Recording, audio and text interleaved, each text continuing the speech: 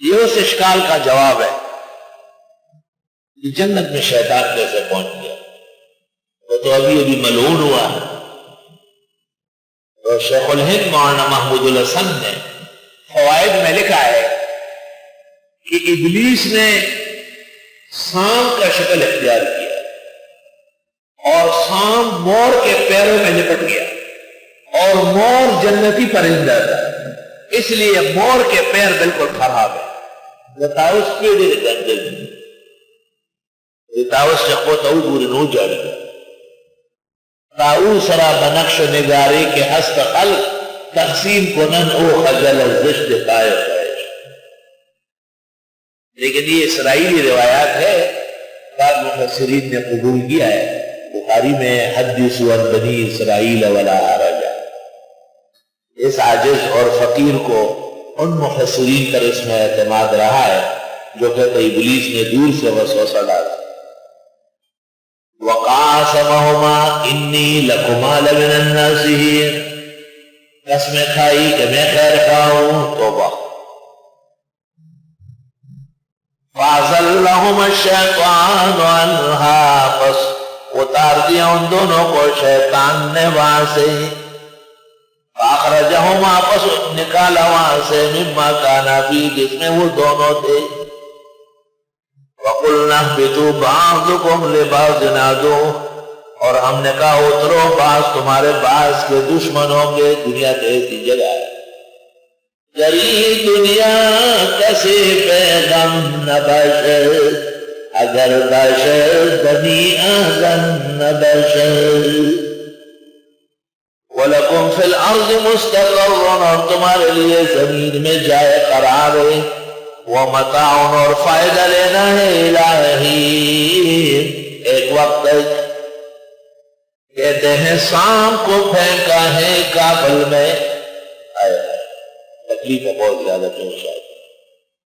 مور کو اتارا ہے سری نگر کشمیر میں، جو جنت نظیر کہلایا، اور حوا بی بی کو اتارا ہے جدے میں، جدے کے معنی دادی۔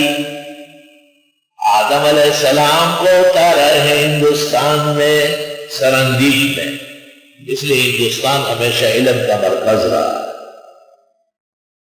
سیلون آج کل سری لنکا میں وہ جگہ ہے، قدم آدم کہلاتا ہے، ہم بھی زیارت کرنے گئے الحمدللہ۔ پہاڑ پر ایک جگہ ہے، وہاں حضرت تشریف لائے۔ اللہ اللہ۔ روح المانی میں لکھا ہے نزل آدم بسرندیب، ایک سرندیب ہے ایک مالدیب ہے، ساتھ میں ایک ریاست جزیرہ ہے وہ مالدیب ہے، اور اس کے ساتھ یہ سری لنکا یہ سرندیب ہے۔ سرندیب قدیم ہند ہے، بعد میں بیچ میں سمندر آیا اور دونوں کو علیحدہ کر دیا۔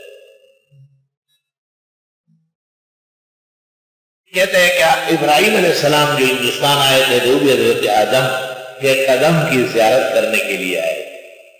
حالانکہ ابراہیم علیہ السلام کی جگہ تو پشاور ہے، نمرود وہیں تھا، وہیں اس کا دارالخلافت۔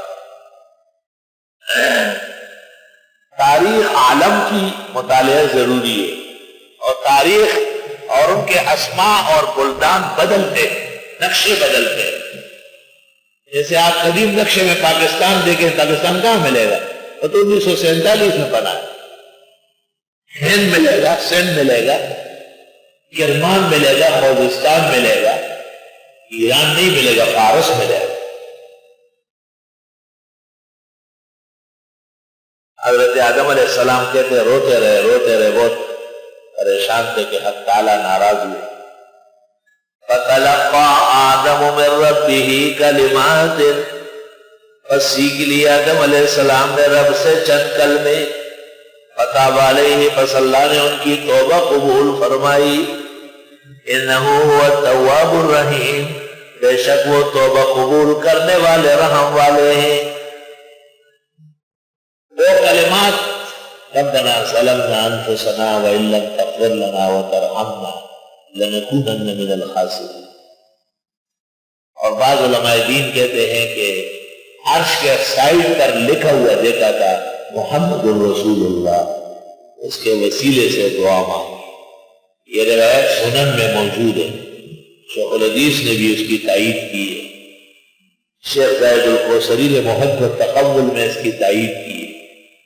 شیخ القرآن نے جس روایت پر تنقید کی ہے وہ اور طریقہ ہے، وہ یہ نہیں ہے جن کو اس بزرگوں نے ثابت کیا ہے، مولانا سرفراز نے تسکین الصدور میں اور مولانا اشرف علی نے الوسیلہ فی الوسیلہ میں، وہ صحیح و سلیم طریقہ۔ کبھی ایک متن کئی طرق سے روایت ہوتا ہے، جیسے شب قدر کے جو فضائل ہے، رات کا عبادت اور دن کا روزہ، نصف شعبان کا، یہ 8 طرق سے ہے، 5 موضوع ہے، 3 صحیح۔ نجم الدین غیثی نے اس پر کتاب لکھی ہے، منقح کتاب لکھی ہے، 8 طرق سے روایت ہے۔ اذا قامت لیلۃ النصف من شعبان فقوموا لیلہا وصوموا نہارا، 8 طرق سے مروی ہے، 5 موضوع من گھڑت ہے، 3 صحیح و سلیم ہے۔ اور دلیل حقانیت کے ایک فقہا ہدایہ میں لکھا ہوا ہے لیلۃ النصف من شعبان، متبرک راتوں میں شمار۔ سیکھ لیے آدم نے رب سے کلمات، معلوم ہوا کہ کلمات میں بڑا کمال ہے، اور کلمات کا ورد وظیفہ، کلمات کی پابندی، کلمات کا خیال بہت ضروری ہے۔ یا امی قل کلمتن احاج لک بها عند اللہ یوم القیامہ، اے چچا ابو طالب کلمہ پڑھو بخشوا سکو۔ کلمتان حبیبتان الی الرحمن، کلمات اقولهن صباحا ومساء ولو لم اقلهن لجعلتنی اليہود حمارا۔ کلمات کا لحاظ ضروری، کلمات محفوظ رکھو، کلمات ورد وظیفے کے طور پر اپنے اعمال میں ہمیشہ سرفراز رکھو، اور گھبراؤ بھی نہیں، اکتاؤ بھی نہیں، خزائن پاؤ۔ بس سیکھ لیے آدم نے رب سے چند کلمے، بس اللہ نے ان کی توبہ قبول فرمائی۔ اگر ایمان بھی لیا جائے کہ وہ ربنا ظلمنا انفسنا ہے تو اس سے کیا فرق پڑا؟ سجدہ ہم کرتے ہیں واسجدوا للہ، اور سجدے میں سبحان ربی الاعلیٰ، رکوع قرآن میں ہے سب سبحان ربی العظیم پڑھتے ہیں۔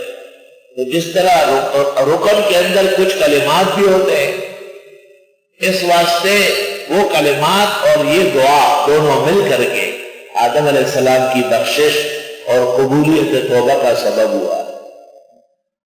قُلْنَا اهْبِطُوا مِنْهَا جَمِيعًا، ہم نے کہا اترو یہاں سے سب، یا تو آدم اور حوا اور ان کی آل و اولاد جو آنے والی تھی، یا وہ متعلقہ چیز ہے۔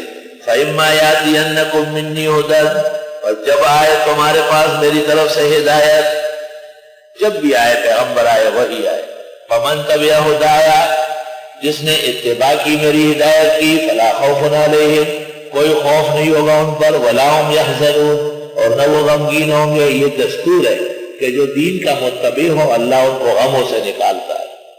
والذین کفروا وکذبوا، اور وہ لوگ جنہوں نے کفر کیا اور تکذیب کی ہماری آیات کی، اولئک اصحاب النار، یہ لوگ جہنمی ہیں، ہم فیہا خالدون، اس میں ہمیشہ رہیں گے۔ وبہذا القدر نکتفی اليوم، وللہ الحمد اول وآخر۔